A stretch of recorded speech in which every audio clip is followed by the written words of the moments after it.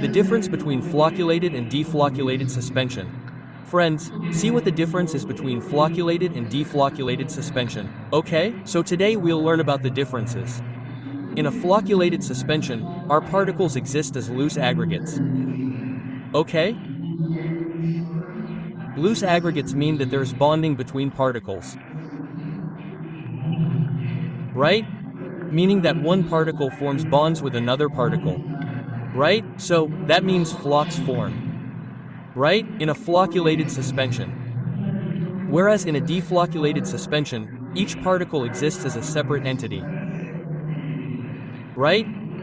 Meaning that one particle has no influence on the other. Right? Each particle is suspended in a liquid. Right? Here you can see that one particle forms bonds with another particle. But in a deflocculated suspension, they don't, right? So, particles exist as loose aggregates. In a floc-related suspension, they exist as separate entities. Right? Now, when the particles form bonds with each other, the rate of sedimentation will be faster. Okay? When one particle comes down, it will bring all the particles down at once. Okay?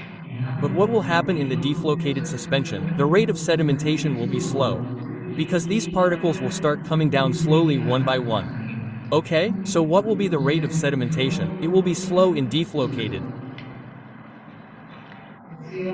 Then, if we talk about flocculated, okay, and if we talk about flocculated, there is no formation of hard cake in it. Okay?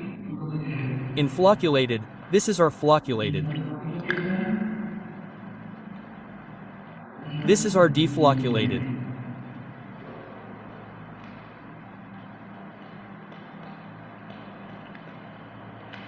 Okay, in floc-related, there is no formation of hard cake, and in our defloc-related, there is formation of hard cake. Okay? In floc-related, redispersion happens easily. Okay? Redispersion of particles happens easily. Meaning, if you agitate these particles, that is, shake them, okay?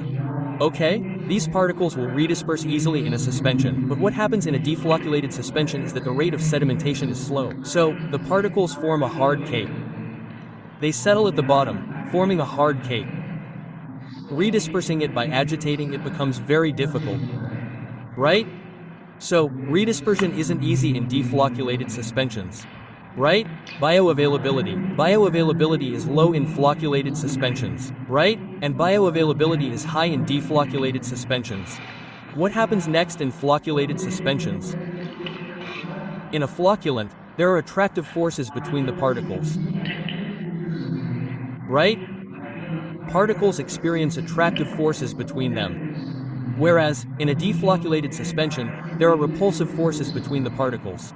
In a flocculated suspension, our supernatant, meaning the liquid on top, is clear, right?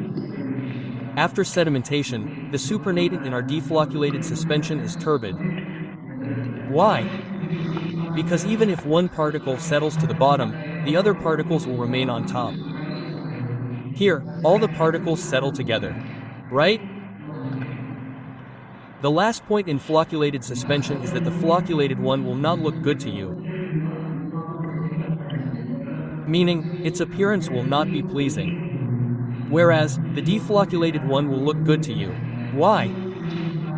Because the distribution of particles is uniform throughout the solution relative to the floc.